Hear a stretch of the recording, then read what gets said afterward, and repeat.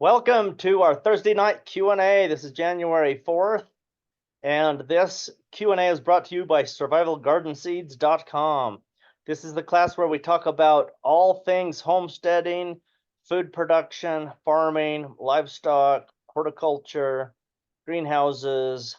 If you can grow food, then we talk about it, and we teach about it, and we answer questions about it. We're going to have an open house coming up on January 27th. So that's a Saturday.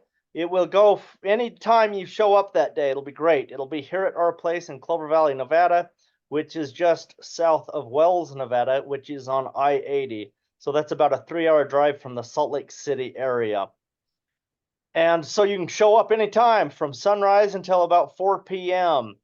You can come and you can see what we are doing here. You can see the farm, the ranch.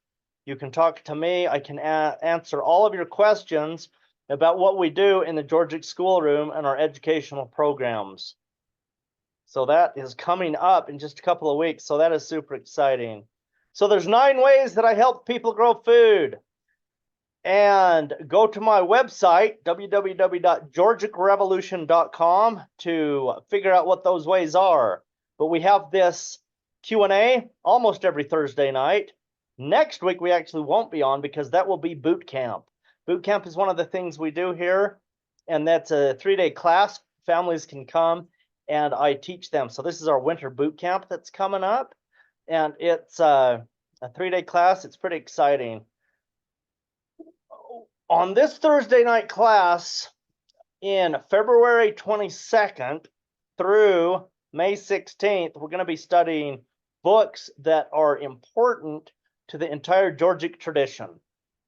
And it's going to be giving us context for the summer class. So the people who've signed up for our summer class will be here on these Thursday night classes. Everybody's invited, though, to these book discussions. If you want to follow along, the list of books is on our website. But we're going to be starting out with The Winter Room, One Straw Revolution, and As a Man Thinketh for the first 3 weeks. So get those books, read them if you want to, and then we will be having book discussions. Those will be our subjects for those nights. Boot camp in a week from now, January 11th, 12th, 13th. This class is where you come here and you learn everything that I can teach you in 3 days. The point of this is you should go home equipped with skills to actually impact your food supply so that you can grow enough food on your own farm, your own land, your own backyard, or your own balcony, depending on your situation and how much land you have, to actually impact the dinner table so you actually have food. One of our mottos is that we eat for 365 days a year, so we should be growing food and be able to harvest 365 days a year. And depending on where you live, you have to make different decisions to make that happen. So we have a big greenhouse to make that possible. Plus, we grow a lot of food in the growing season in the summer, and then we have it in a root cellar. But we talk about all that stuff in boot camp. The summer class, this is the main educational thing that we do. This is called the Georgic Schoolroom. It goes from May 20th to September 14th, so it's a 4-month program. And we focus on learning the details of soil health, regenerative agriculture, permaculture, biodynamics, holistic management, silvopasture, Georgics, ecological agriculture. The point of this is we all become ecologically literate. And we create profitability in farming, because farming is a highly subsidized entity in the world today, which means that if the government went away, a lot of farmers would be out of business, which is a miserable, unsustainable way of living. So we teach profitability in farming. And anyway, let's move on to the entire point of tonight. Our discussion tonight is covering the soil. So why do we keep the soil covered? There are some major reasons here. Number one, if we keep the soil covered, it will feed the beneficial microbes in the soil. If your soil is bare and it has bare dirt, then your microbes will be suffering. Many of those species will die. And when your microbes in the soil are dead, plants will not grow the way you want them to. And then you have to purchase fertilizer. The number one cost in modern agriculture is fertilizer. There was a time when it was fuel. There was a time when it was labor. But right now, the number one cost in agriculture is fertilizer. And that fertilizer bill is making farmers unsustainable in their businesses. So we cover the soil, feeds the microbes, and the microbes create a functioning soil so that you don't have to add fertilizer anymore. And we have millions of acres proving this is true. We have the ecology proving it's true. Look at the redwoods. The redwoods produce more calories per acre than any other soils because that's where the living or biggest organisms are on Earth that get their food from the soil. And so they're just sucking up all that energy, but nobody's fertilizing it. Nobody's doing modern agriculture there. So how does it do it? So as the scientists went in and looked at the redwoods, we now know what it's doing. And so if we mimic that in our own food growing areas, our gardens or farms, whatever, then we can create a similar situation so that over a period of time, it usually takes about 3 to 5 years. That's what we're seeing the trend is. And in that time period, we can wean ourselves completely off of fertilizer, which is pretty awesome. The second main thing, the reason we cover the soil, is it insulates it from temperature extremes.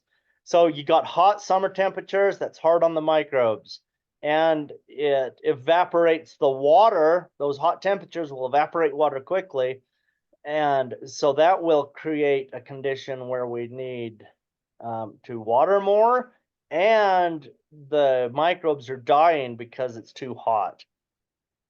In the winter, if you have tilled soil, the microbes are going to die. That ground will freeze down lower, deeper into the ground than if you have a good covering on the soil. And so the cold temperatures can destroy a lot of your microbes too. So insulation is a huge deal, and then evaporation is a major deal. And the entire point of covering the soil is to create a functioning soil so that we don't have to have the expensive inputs. What do I mean by inputs? Fertilizer, which I already mentioned, but pesticides and herbicides create toxicities, which kill our microbes, and then we have to buy more fertilizer. And there's a lot of farmers who've been farming for a long time, and this is just the way they do it. So they just think, oh, well, fertilizer is just part of it. You just have to do it. Actually, you don't. And that's what we're finding now. And I've had a lot of people argue with me. Boy, they don't like that because it messes with their paradigm.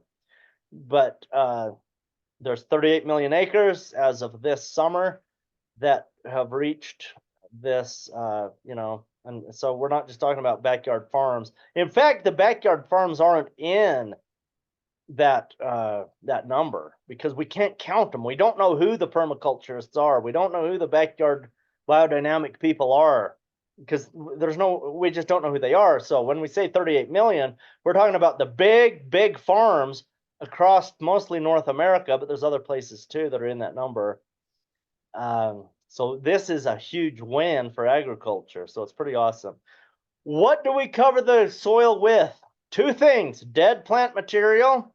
So that could be compost, that could be peat moss, that could be wood chips, that could be pine needles, it could be ground up bark, it could be hay, it could be barnyard manure, any dead plant material. And you want anywhere from 1 inch to 6 inches, maybe even a foot of this material on your soil to cover your soil. If you only have 1 inch of soil, you got to be careful. If you have 3 inches, it's about right. 6 inches, that's a sweet spot. So dead plant material. The other thing that you will cover the plant with is living plants. You want as many living plants covering the soil surface as possible. So let's say you have a 10,000 acre farm, and there are farms that big. There's an acquaintance of mine up there in the Dakotas, and he's got 40,000 acres, pretty big farm. So how many dump truck loads of wood chips does he need to come in to cover that? Well, you don't. You can't. There's not that many semi loads of wood chips. It's impossible. So how do you cover the soil with dead plants? Well, you grow a cover crop, and then you smash it down with a machine called a roller crimper. And if you do that every year, then you're feeding that soil, and this very same thing's happening. That's how we're doing this on 38 million acres. Now, when do you cover the soil? Anytime within the context of the use of your land. So a gardener, a good time to do it is as soon as you harvest a crop, dump out some compost, spread it out, and plant your next crop. That would be a good contextual use. If you're a farmer raising corn, when would you cover the soil? Well, you're going to plant a cover crop at the same time as you harvest your corn crop. And then the next spring, when you plant the corn, that's when you're covering with the dead material, because that's when your roller crimper goes through. So these are just some tidbits of covering the soil. And there's a lot more to this, but this is just the tip of the iceberg. And we're going to go ahead and wrap this up with questions. So if you have questions, you can go ahead and ask them. But let me remind you right now, this Q&A was brought to you by survivalgardenseeds.com. You can go there to get your heirloom open pollinated heritage seeds. Super fun. And next week is boot camp, so I will not be on here Thursday night next week. But January 18th, I will be on. So I will be back January 18th. Okay, I'm going to stop my screen share and let's ask questions. If anybody has questions, go ahead and just ask them, or you can type in the chat if you don't have a microphone.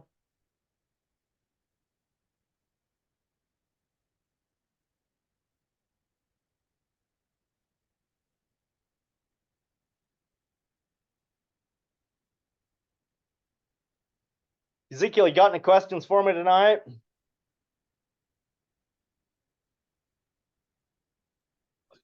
I don't know.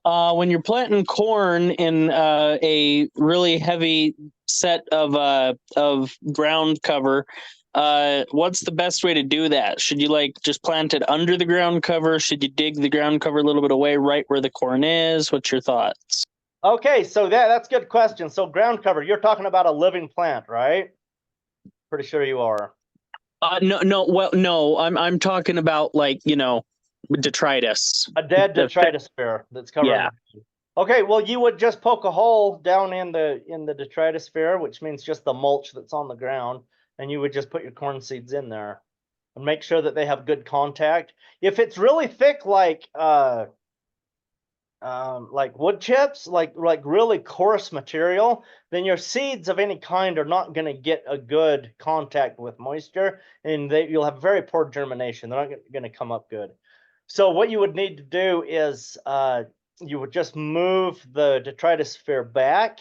Let's say it's 6 inches deep. So move it back to the soil underneath, and then leave a little hole like every 2 feet where you're putting a hill of corn.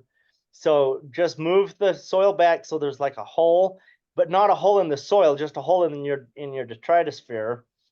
And then put your corn seed down in about 1 inch in your normal soil. And then once that corn comes up and it's about 6 inches high, then you can put the detritus sphere back over it, like those thick wood chips. Now, if your detritus sphere is a nice finished compost, like a potting soil, then you just plant 1 inch directly in that, as long as it's holding moisture. So that's the key.